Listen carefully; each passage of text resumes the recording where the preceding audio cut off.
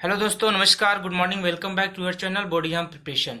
तो दोस्तों आज हम लोग यहाँ पे बात करने वाले हैं झारखंड बोर्ड द्वारा ऑफिशियल वेबसाइट में जो जारी किया है मॉडल सेट, ठीक है ना।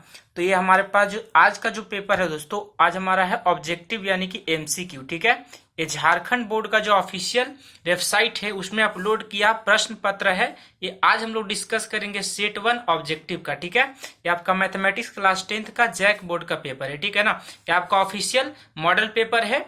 तो आज हम लोग इसको डिस्कस करना शुरू करेंगे, ठीक है दोस्तों। तो आप वीडियो में मेरे साथ बने रहिएगा, ठीक है ना। चलिए पहला क्वेश्चन को हम लोग देखते हैं। पहला क्वेश्चन में हमसे क्या पूछा है कि 156 का अभाज्य गुणनखंड बताना है, ठीक है ना। तो कैसे हम लोग अभाज्य गुणनखंड करते हैं, तो 156 को क्या लिखेंगे आप, 2 सत्ते 14, 2 अठे 16, फिर 2 से यहाँ पे करेंगे 3 बार में, फिर 9 बार में, ठीक है ना। यहाँ पे लग जाएगा आपका। उसके बाद क्या करेंगे, 3 से करेंगे 13 बार में, आपका आ गया 2 गुना 2 गुना 3 गुना 13, ठीक है ना। तो आपका यहाँ पे डी नंबर ऑप्शन कंप्लीट हो गया, ठीक है। उसके बाद यहाँ देखिए क्वेश्चन नंबर 2। क्वेश्चन नंबर 2 है यूक्लिड विभाजन एल्गोरिदम। ये आपके पास जो दिया हुआ है इसके लिए कौन सही होता है, तो डायरेक्ट आपको शर्त याद रखना है यहाँ पे कि आर जो होगा बी से छोटा होगा, लेकिन 0 से बड़ा भी हो सकता है, बराबर भी हो सकता है, ठीक है ना। ये यहाँ पे क्या है, ये आपका यहाँ पे भाज्य हो गया, बी आपका क्या है यहाँ पे भाजक है, क्यू आपका हो गया कोसेंट यानी कि भागफल, आर हो गया शेषफल, ठीक है।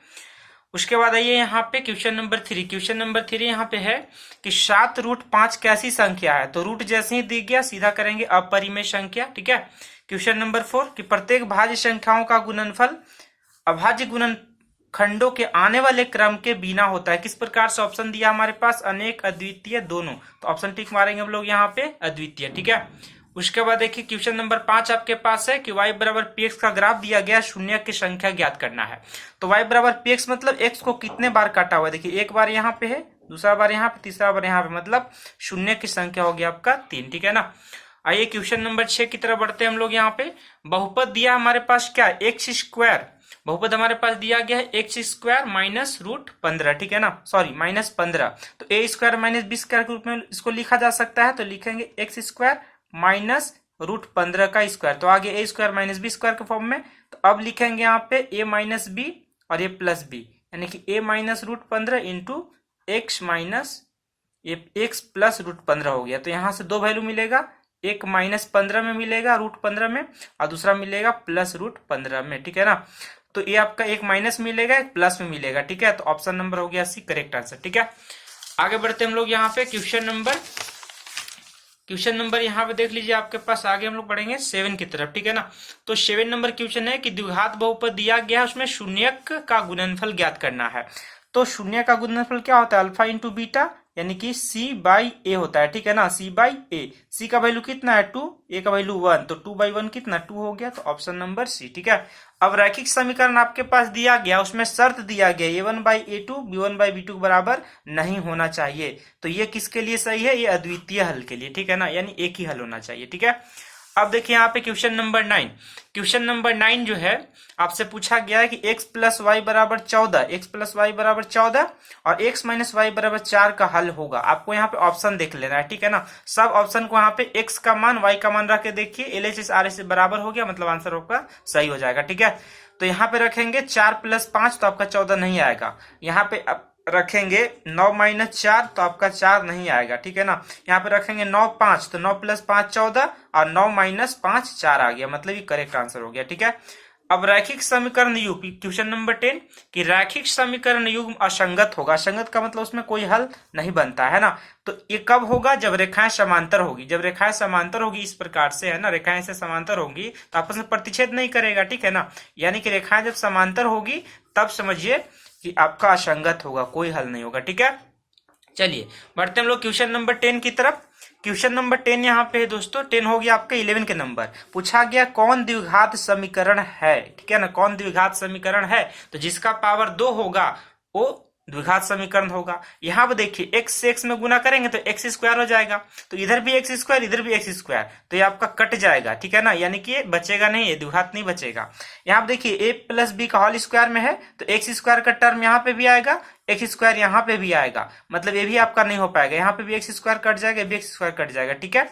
यहाँ पे देखिए अब एक्स प्लस 1 का होल स्क्वायर है यानी ए प्लस बी का होल स्क्वायर, तो यहाँ पे क्या आएगा आपका X square plus 2x plus 1, a plus B का होल स्क्वायर हम तोड़ देंगे। यहाँ पे क्या है आपका 2x माइनस 3, यहाँ पे देखिए नहीं कटने वाला है, मतलब आपका करेक्ट आंसर हो गया। यहाँ पे देखिए a माइनस बी का होल स्क्वायर है, तो एक्स स्क्वायर का टर्म यहाँ पे भी आएगा, यहाँ पे भी आएगा, मतलब ये नहीं हो सकता, ये 3 को नहीं हो सकता, तो सी आपका करेक्ट आंसर, ठीक है ना। चलिए आगे हम लोग बढ़ते हैं क्वेश्चन नंबर 12 की तरफ। तो क्वेश्चन नंबर 12 यहाँ पे देख लीजिए, द्विघात समीकरण दिया है आपके पास X square plus B X plus C बराबर 0। तो इसके लिए पूछा गया है कि असमान या भिन्न मूल होना चाहिए। तो असमान या भिन्न मूल होने के लिए कंडीशन क्या है कि आपका जो विविधकार है डी ग्रेटर देन 0 होना चाहिए। डी जब बड़ा रहेगा तो असमान मूल होगा, ठीक है ना। डी जब छोटा रहेगा तो काल्पनिक मूल होगा या मूलों का अस्तित्व ही नहीं होगा। डी बराबर होगा तो समान मूल होते हैं, ठीक है ना। तो हमसे असमान और भिन्न बोला था, तो ऑप्शन नंबर सी करेक्ट हो गया, ठीक है। चलिए हम लोग आगे यहाँ पे बढ़ेंगे। 12 नंबर तक क्वेश्चन हमारा कंप्लीट हो चुका है, ठीक है दोस्तों। आगे हम लोग यहाँ बढ़ेंगे क्वेश्चन नंबर 13 की तरफ, ठीक है ना। तो क्वेश्चन नंबर 13 यहाँ पे देख लीजिए, आपका मोबाइल स्क्रीन पे दिखाई दे रहा है कि द्विघात समीकरण आपके पास दिया गया है, विविधकार डी होगा। यहाँ बोला गया विविधकार क्या होगा, तो डी बराबर क्या होता है बी स्क्वायर माइनस 4ac, ठीक है। क्वेश्चन नंबर 14, विविधकार दिया गया है डी जो है 0 से छोटा है, निगेटिव में होगा। तो कब होगा, जब मूलों का अस्तित्व नहीं होगा या काल्पनिक होगा, ठीक है ना। चलिए आपका यहाँ पे 15 नंबर हम लोग क्वेश्चन देख लेते हैं। 15 नंबर में बोला गया कि कौन एपी है। तो एपी होने के लिए सार्वअंतर बराबर होना चाहिए, ठीक है। तो यहाँ पे देखेंगे 4 में से 2 घटाएंगे 2 बचेगा, 8 में से 4 घटाएंगे 4 बचेगा, 16 में से 8 घटाएंगे 4। यहाँ पे सार्वअंतर नहीं है, मतलब ये नहीं हो सकता। यहाँ पे देखिए आपके पास क्या है, ये आपके पास देखिए 2 है, यहाँ पे घटाते चले, एक प्लस में एक माइनस में, प्लस में माइनस में, मतलब ये नहीं हो सकता, ठीक है। यहाँ पे देखिए 1 3 9 7, 3 में से घटाइए 2 बचेगा, 9 में से 3 घटाइए 6 बचेगा, 27 में से 9 घटाइए यहाँ पे तो आपका 18 बचेगा, मतलब ये भी नहीं हो सकता। यहाँ पे सार्वअंतर बराबर नहीं है, यानी सार्वअंतर इसमें बराबर होगा -1 में से -1 तो -2, -3 में से -1 तो -2, -3 में से घटाएंगे -3 तो -2। यहाँ पे सार्वअंतर जो आपका आ रहा है -2 का आ रहा है, मतलब ये आपका एपी में है, ठीक है दोस्तों। चलिए आगे बढ़ते हैं यहाँ पे 16 नंबर सवाल की तरफ, ठीक है। तो 16 नंबर सवाल आपके पास है कि एपी के लिए क्रमशः पूछा गया है, ए पूछा गया है और डी पूछा गया है। तो ये तो आपका 3/2 यहाँ पे पता चली गया। डी हम लोग चेक कर लेते हैं। तो डी चेक करेंगे, हाफ में से माइनस करना है कितना 3/2, मतलब माइनस में 1 आना चाहिए। तो -1 आपका कहाँ पे है, -1 आपका कहाँ पे है देख लीजिए। तो -1 आपका देख लीजिए यहाँ पे, ठीक है ना। -1 यहाँ पे, ये आपका एक सेकेंड, हाँ -1 यहाँ पे है, ये हो गया करेक्ट आंसर, ठीक है ना। 3/2 और -1 यहाँ पे हो गया, ठीक है। ये आपका करेक्ट आंसर हो गया, ठीक है ना। चलिए 17 नंबर आप सवाल यहाँ पे देख लीजिए। 17 नंबर में आपसे क्या पूछा गया है कि 10 और 250 के बीच में 4 के कितने गुणज है, ठीक है ना। 4 के कितने गुणज हैं, मतलब आपको n निकालना है। तो हम लोग फॉर्मूला क्या जानते हैं दोस्तों, an बराबर a plus n minus 1 into D, ठीक है ना। इसके बीच में बोला गया, तो इसके बीच में आपका 12 होगा और 248 होगा, ठीक है। 4 का बोला है, 4 का कितने गुणज है, मतलब डी आपका 4 दिया हुआ है, ठीक है ना। तो 10 से ऊपर 12 है जो 4 से डिविजिबल है, 4 से भाग लगेगा, और 250 के जस्ट पहले क्या है 248, मतलब पहला पद आपका 12 हो गया और आखिरी पद 248 हो गया। तो यहाँ पे 248 लग दीजिए, पहला पद आपका 12 हो गया, एन निकालना है और डी कितना है 4, ठीक है ना। अब देखिए यहाँ पे 12 घटा दीजिए लाके, तो कितना आ जाएगा 236, और 4 से डिवाइड कर दीजिए, बचेगा n-1। 4 से डिवाइड करेंगे, 4 × 5 = 4 × 9 = 36, ठीक है। तो n बराबर क्या हो जाएगा 59 + 1 यानी कि 60। ऑप्शन बी हो गया करेक्ट आंसर आपका। n बराबर n a plus n-1 into D का फॉर्मूला लगाना था, ठीक है दोस्तों। चलिए आपका आंसर कंप्लीट हो गया। आइए हम लोग आगे यहाँ बढ़ते हैं क्वेश्चन नंबर 18 की तरफ। तो 18 आपका जो बीपीटी दिया गया है आपका थेल्स पर में दिया गया है, यहाँ पे आपका समांतर दिया है, ठीक है ना। आपका समांतर दिया है, तो समांतर रहता है तो हम लोग क्या लिखते हैं AD/DB लिखते हैं। तो AD कितना दिया है 3, अब BD कितना दिया 1.5, फिर क्या लिखेंगे AE/EC लिखते हैं। तो AE हम लोग को नहीं पता, EC कितना दिया है 1 दिया हुआ है, ठीक है। तो ये आपका कितना हो गया, काटेंगे तो 2 हो गया, ये हो गया AE/1। तो क्रॉस मल्टीप्लाई करने के बाद आपको क्या मिलने वाला है 2 मिलने वाला है। तो आंसर हो गया आपका सी करेक्ट आंसर, ठीक है। चलिए आगे हम लोग बढ़ते हैं, सवाल नंबर इसी में आगे 19 की तरफ हम लोग बढ़ेंगे, ठीक है। तो 19वां क्वेश्चन जो आपके पास है दोस्तों, उसमें पूछा गया कि एबीसी और बीडीसी 2 समबाहु त्रिभुज है, ठीक है। तो एबीसी यहाँ पे हम लोग बना देते हैं सबसे पहले, ये हो गया ए, ये हो गया बी, ये हो गया सी। फिर पूछा गया कि 2 समबाहु त्रिभुज इस प्रकार है कि डी भुजा बीसी का मध्य बिंदु है, ठीक है ना। डी जो है आपका मध्य बिंदु है, तो हम लोग डी यहाँ पे बना देते हैं, और डी यहाँ पे आ गया, ठीक है ना। तो हम लोग BDE, ये हो गया बी, ये हो गया डी, यहाँ पे हम लोग ई बना लेते हैं, ठीक है ना। हम ई बना लेंगे, और इसी प्रकार से ऐसे भी आप बना सकते हैं। तो 4 भाग में बट गया, ठीक है ना, 4 भाग में बट गया, यानी कि बड़ा वाला ABC तो 4 गुना और ये आपका BD तो 1 गुना, तो 4:1। सी नंबर ऑप्शन करेक्ट हो गया। अब त्रिभुज दिया है यहाँ पे AC स्क्वायर बराबर AB square plus BC square, तो हम लोग यहाँ पे त्रिभुज बना लेते हैं। सबसे पहले बोला है कि AC स्क्वायर, तो AC आपका क्या हो गया, कर्ण हो गया, तो B यहाँ पे आ जाएगा, तो B कोण आपका 90 डिग्री हो गया, ठीक है ना, डायरेक्ट आपको बना देना है, ठीक है। अब देखिए 21 नंबर सवाल यहाँ पे है।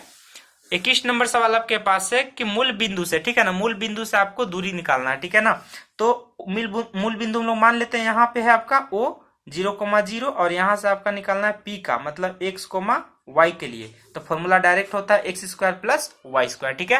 अब पूछा गया है कि मध्य बिंदु है, अगर विभाजन बिंदु क्या है, मध्य बिंदु है, ठीक है ना, तो मध्य बिंदु के लिए जो M1 M2 का जो अनुपात होता है दोस्तों 1:1 होता है, तो सी आपका करेक्ट ऑप्शन हो गया, ठीक है। अब देखिए हम लोग बढ़ते हैं सवाल नंबर 23 की तरफ, ठीक है ना।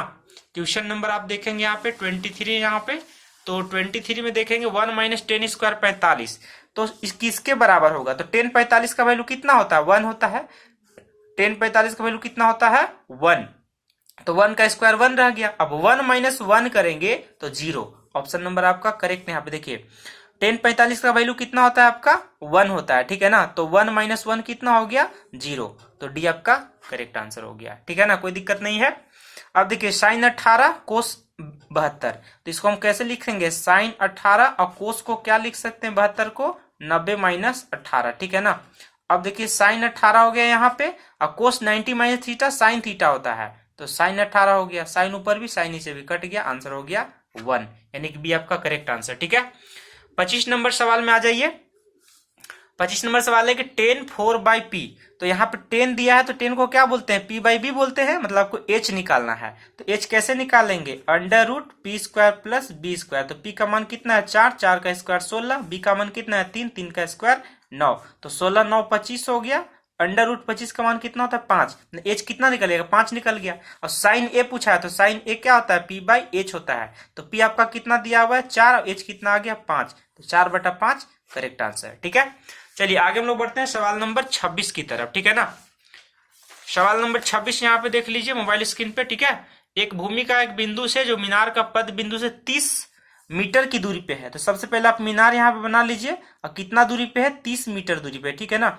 यहाँ पे आपका मान लीजिए आपका ए बी मान लीजिए मीनार हो गया और यहाँ से BC हो गया 30 मीटर की दूरी पे, और कोण कितना दिया दोस्तों 60 डिग्री दिया, कितना दिया है 60 डिग्री, तो बोला मीनार की ऊंचाई ज्ञात करना है, ठीक है ना, मीनार की ऊंचाई ज्ञात करना है, तो AB/BC लिख दीजिए यहाँ पे, AB/BC कितना 10 60 डिग्री लिखेंगे, ठीक है ना। तो AB आपको नहीं पता, BC पता कितना है 30 और 10 60 का मान कितना होता है √3, तो क्रॉस मल्टीप्लाई करेंगे ना तो AB का मान कितना हो जाएगा 30 गुना √3, तो ऑप्शन हो गया बी नंबर, ठीक है। अब देखिए आगे हम लोग बढ़ते हैं यहाँ पे 27 नंबर आपका देखिए क्वेश्चन कि PQR त्रिभुज में जिसका कोण Q क्या है समकोण है, तो सबसे पहले हम लोग यहाँ पे क्या बना देंगे Q को समकोण बना देंगे, P यहाँ पे हो गया R यहाँ पे हो गया, ठीक है ना, तो यहाँ तक कोई दिक्कत नहीं है, ठीक है। तो हम लोग यहाँ पे देखेंगे PR कितना दिया है, PR दिया आपका 6 सेंटीमीटर, PR कितना दिया है 6 सेंटीमीटर, PQ कितना दिया है यहाँ पे, PQ आपका जो दिया है दोस्तों वो दिया है आपका PQ है आपका देखिए यहाँ पे 3 सेंटीमीटर, कितना दिया है 3 सेंटीमीटर।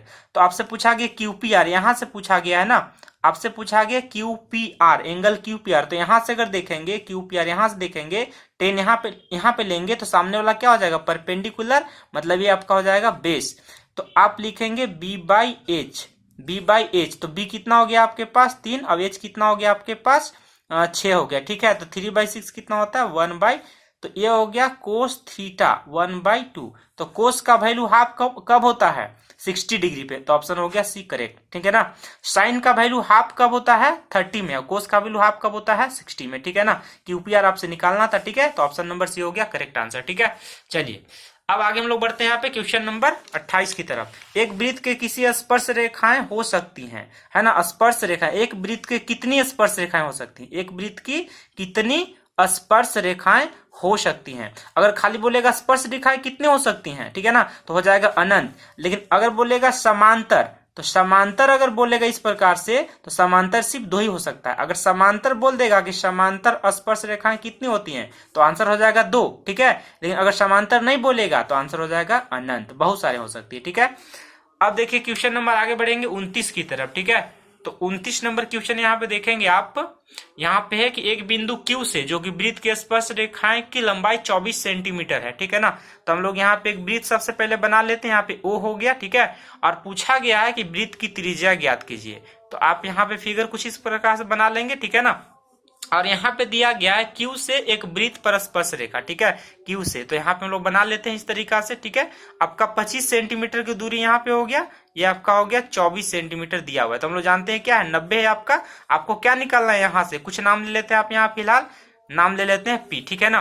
तो त्रिभुज हम लोग यहाँ पे देखेंगे 90 डिग्री बनता है यहाँ पे, तो आपका पाइथागोरस से ये क्या हो गया आपका h का स्क्वायर, ठीक है ना। तो लिखेंगे 25 का स्क्वायर बराबर 24 का स्क्वायर प्लस क्या हो गया ओपी का स्क्वायर। तो 25 का स्क्वायर होता है 625 और माइनस में लाएंगे 24 का स्क्वायर तो 576।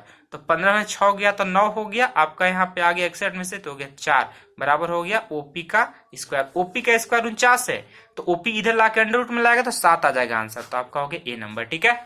अब आइए हम लोग 30 नंबर सवाल की तरफ। तो 30 नंबर सवाल आपके पास यहाँ पे देख लेंगे। 30 नंबर सवाल क्या दिया है कि बिंदु P से O केंद्र वाले, ये भी त्रिभुज ऐसा ही बनाना है। सबसे पहले आपको यहाँ पे बनाना है O वृत्त में, ठीक है ना। उसके बाद इस तरह से फिगर बनेगा ऐसे, और यहाँ पे बोला गया है कि PA और PB ना, PA और PB, तो PA यहाँ पे हो गया और PB यहाँ पे हो गया, दो स्पर्श रेखाएं हैं और 80 डिग्री पे झुके हुए हैं। कितना डिग्री पे झुके हुए हैं, 80 डिग्री पे झुके। हमें क्या निकालना है, POA निकालना है, मतलब ये वाला एंगल। तो ये अगर 80 डिग्री है तो पूरा एंगल कितना हो जाएगा, 100 डिग्री हो जाएगा, मतलब 50 इधर 50 इधर, तो ऑप्शन हो गया ए नंबर, ठीक है। चलिए आपका 30 नंबर सवाल कंप्लीट होता है यहाँ पे। आइए आगे बढ़ते हैं लोग सवाल नंबर 31 की तरफ, ठीक है ना। तो सवाल नंबर 31 यहाँ पे देखिए, 6 सेंटीमीटर वाले एक वृत्त का एक त्रिज्यखंड का क्षेत्रफल निकालना है आपको, ठीक है ना। तो त्रिज्यखंड का क्षेत्रफल क्या होता है दोस्तों, थीटा बाई 360 हो ना, थीटा बाई 360। तो लिखेंगे 60 बाई 360, 60 यहाँ पे दिया हुआ है इंटू पाई स्क्वायर, तो 22/7, और रेडियस कितना है 6 गुना 6, ठीक है ना। तो ये काटेंगे तो 6 बार में 6 से 6 कट गया, 6 दूना का 12, 12 का 13, ये हो गया 7, तो 132/7 सेंटीमीटर स्क्वायर, ठीक है। आगे बढ़ते हम लोग 32 नंबर, आर त्रिज्या वाले वृत्त के उस त्रिज्यखंड का क्षेत्रफल निकाल जिसका कोण क्या है, P है। तो हम लोग का फॉर्मूला क्या जानते हैं दोस्तों, theta by 360 into pi R square जानते हैं। थीटा की जगह कितना हो गया 90, यहाँ से देखिए 2 से काट देंगे तो 360 हो गया, मतलब करेक्ट आंसर डी हो गया, ठीक है ना। आपका आ गया थीटा बटा 360, यानी एंगल कितना दिया P ना, तो P बटा 360 गुना पाई आर स्क्वायर हो गया, आर जहाँ पे रेडियस यानी कि त्रिज्या, ठीक है। चलिए आगे बढ़ते हम लोग सवाल नंबर 33 की तरफ। तो 33 नंबर सवाल जो आपके पास है यहाँ पे उसको देख लेंगे कि दो हमारे पास वृत्त का त्रिज्या दिया है 8 सेंटीमीटर और 6 सेंटीमीटर, ठीक है ना।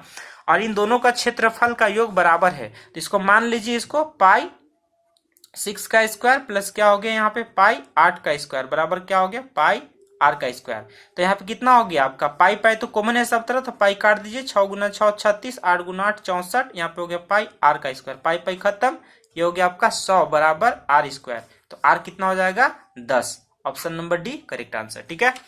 अब देखिए यहाँ पे आपका 34 नंबर सवाल। 34 नंबर बोला है कि बांस की लंबाई बताइए, ठीक है ना, जिसका लंबाई चौड़ाई ऊंचाई पता है। तो बांस का लंबाई कैसे निकालेंगे, लंबाई का स्क्वायर प्लस चौड़ाई का स्क्वायर प्लस ऊंचाई का स्क्वायर अंडर रूट में। तो लंबाई कितना 12, 12 का स्क्वायर 144, 9 का स्क्वायर 81 और 8 का स्क्वायर कितना हो गया 64, ठीक है ना। तो 4 4 8 अब एक 9 हो गया यहाँ पे। उसके बाद देखिए यहाँ पे 14 और 8 6 14, 14 14 28 हो गए 289, 289 मतलब 17, ठीक है ना। तो ये हो गया बी नंबर, ठीक है। आगे बढ़ते हम लोग सवाल नंबर 35 की तरफ, ठीक दोस्तों। सवाल नंबर 35 की तरफ हम लोग यहाँ पे बढ़ेंगे। तो सवाल नंबर 35 यहाँ पे देख लीजिए आपके पास मोबाइल स्क्रीन पे, ठीक है, कि 7 सेंटीमीटर त्रिज्या तथा 5 सेंटीमीटर ऊंचाई वाले लंब का आयतन, लंब वृत्त बेलन का आयतन है, ठीक है ना, बेलन का आयतन। तो बेलन का आयतन क्या होता है पाई आर स्क्वायर एच होता है। तो पाई कितना 22/7 और 7 गुना 7 त्रिज्या हो गया, हाइट कितना दिया आपका 5 दिया, तो 7 7 कट गया, कोई दिक्कत नहीं है, ये हो गया 7, ये हो गया 22 25 110 गुना 7 यानी कि 770 सेंटीमीटर स्क्वायर। आपका आंसर हो गया 770 सेंटीमीटर स्क्वायर, ठीक है ना। तो ऑप्शन नंबर बी आपका करेक्ट है, ठीक है। आगे हम लोग बढ़ते हैं सवाल नंबर 36 की तरफ। पूछा गया है यहाँ पे कि 6 सेंटीमीटर, ठीक है, 6 सेंटीमीटर 8 सेंटीमीटर 10 सेंटीमीटर त्रिज्या वाले धातु का तीन यहाँ पे क्या है गोला है। तो आप सबसे फॉर्मूला लिखेंगे 4/3 पाई r1 क्यूब। r1 क्यूब मतलब क्या हो गया आपका 6 का क्यूब प्लस क्या हो गया 4/3 पाई r2 क्यूब मतलब 8 का क्यूब प्लस क्या हो गया 4/3 पाई किसका 10 का क्यूब बराबर हो गया 4/3 पाई आर क्यूब। तो पहले तो देख लीजिए यहाँ पे 4/3 पाई यहाँ भी है, यहाँ भी है, यहाँ भी है, यहाँ भी, तो कैंसिल हो गया। तो 6 का क्यूब 8 का क्यूब है ना, 6 का क्यूब 8 का क्यूब और 10 का क्यूब। 6 का क्यूब करेंगे 216, 8 का क्यूब करेंगे तो हो गया आपका 64 इंटू 8, 8 चौके 32, 8 छक 48, 48 और 3 कितना होता है 512 हो गया, ठीक है ना। और 10 का क्यूब करेंगे तो कितना हो गया आपका 1000, और सबको जोड़ेंगे तो आ जाएगा 1728। आर क्यूब बराबर 1728। तो अंडर रूट यहाँ पे आपको क्यूब रूट लेना है, 1728 का क्यूब रूट लेना है, तो कितना हो जाएगा 12 गुना 12 गुना 12, तो 1728 आ जाएगा। मतलब सही आंसर हो गया आपका सी, ठीक है ना। तो 12 आपका निकल गया। जो नया गोला बनेगा उस नया गोला का त्रिज्या कितना हो जाएगा दोस्तों, वो हो जाएगा आपका 12 सेंटीमीटर, ठीक है ना। चलिए आगे बढ़ते हैं सवाल नंबर 37 की तरफ। तो माध्य आपसे पूछा गया है यहाँ पे कि माध्य हमको ज्ञात, मतलब माध्य दिया है 60 और माध्यिका दिया है आपके पास 50, तो बहुलक निकालना है।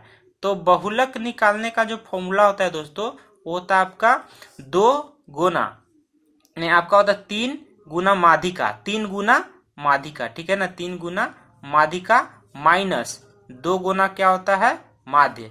तो 3 गुना माध्यिका, माध्यिका कितना है 50 माइनस, फिर होता है फॉर्मूला 2 गुना माध्य, तो 2 गुना 60 हो गया, तो 30 पचे कितना हो गया 150, और 6 दूना का 12 120, तो घटा देंगे तो कितना आंसर आएगा 30 आ गया। मतलब बी आपका करेक्ट आंसर हो गया, ठीक है। बहुलक बराबर फॉर्मूला क्या होता है 3 गुना माध्यिका माइनस 2 गुना माध्य। तो माध्यिका दिया है 50 और माध्य दिया है 60, तो आंसर हमारा निकल गया 30, ठीक है दोस्तों। चलिए अब आपका ग्राफ दिया गया और ग्राफ में आपसे डायरेक्टली पूछा गया यहाँ पे कि यह किस प्रकार का त्वरण है, तो आपको डायरेक्ट यहाँ पे देख कर बताना है किस प्रकार का है, तो ये अधिक प्रकार का त्वरण हो गया, ठीक है ना। सवाल नंबर 38 यहाँ पे दोस्तों आपका कंप्लीट होता है। 2 आखिरी सवाल हम लोग देखेंगे, हमारा वीडियो आज का फिनिश हो जाएगा, ठीक है ना। चलिए तो यहाँ पे देख लीजिए आप, ये जो आपके पास दिया है सवाल नंबर 39 कि निम्नलिखित में से कौन सी संख्या किसी घटना की प्रायिकता नहीं हो सकती।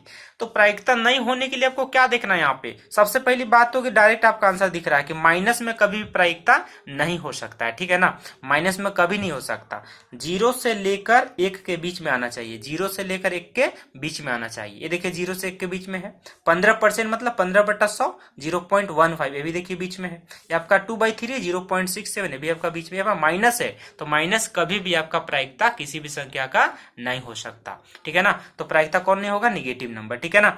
अब देखें यहाँ पे सवाल नंबर 40, यहाँ पे देखेंगे आप कि 2 खिलाड़ी है, एक है आपका रेशमा और दूसरा यहाँ पे क्या है आपका संगीता, ठीक है ना। और इसमें पूछा गया है आपसे कि संगीता द्वारा मैच जीतने का प्रायिकता कितना है 62 है, संगीता द्वारा कितना है 62। तो सबसे पहले क्या देखेंगे, संगीता का ये हो गया और ये प्रोबेबिलिटी मतलब प्रोबेबिलिटी, ठीक है ना, संभावना, और ये आपका रेशमा का हो गया, दोनों मिला के 1 होना चाहिए। तो संगीता कितना आपके पास 0.62 और रेशमा का आपको निकालना है, तो 1 में घटा देंगे तो रेशमा का प्रोबेबिलिटी किसने निकाले 1 माइनस 0.62, तो निकलेगा 0.38, यानी कि आपका बी नंबर 0.38 करेक्ट आंसर हो गया, ठीक है दोस्तों। तो दोस्तों हम लोग उम्मीद करते हैं कि आज का जो हमारा जो मॉडल सेट 1 है, ऑफिशियल झारखंड बोर्ड का जो मॉडल सेट 1 है वो आपका कंप्लीट होता है। हम लोग इसी प्रकार से अलग सब्जेक्ट का भी मॉडल सेट डिस्कस करेंगे, ठीक है दोस्तों। तो उम्मीद करता हूं कि 40 का 40 सवाल आपका मॉडल पेपर 1 का जो है समझ में आ गया होगा, ठीक है ना। तो आप यदि इस चैनल पे नए हैं तो आप मेरे चैनल को सब्सक्राइब कर लीजिएगा, ठीक है। अगर वीडियो पसंद आता है तो लाइक शेयर कर दीजिएगा, कमेंट करना नहीं भूलेंगे दोस्तों, ठीक है। आपके पॉजिटिव रिस्पॉन्स का इंतजार रहेगा। और बाकी बोर्ड एग्जाम का तैयारी के लिए आप मेरे चैनल से जुड़े रहिए और सारे क्वेश्चन का प्रैक्टिस करते रहिए, रिविजन करते रहिए, ठीक है दोस्तों। तो आज के लिए इतना ही, है ना। हम मिलते हैं इसी प्रकार का किसी अच्छे और नए वीडियो के साथ, नए सब्जेक्ट के साथ, और सब्जेक्टिव ऑब्जेक्टिव सारा मॉडल पेपर में डिस्कस करूंगा इस चैनल के माध्यम से, ठीक है दोस्तों। तो चलिए मिलते हैं, ठीक है ना। तो आपके बोर्ड एग्जाम का तैयारी में लगे रहिए, रिवीजन करते रहिएगा, ठीक है ना। आज के लिए इतना ही, वीडियो को हम लोग यहीं पे फिनिश करते हैं, ठीक है। तब तक के लिए जय हिंद, वंदे मातरम।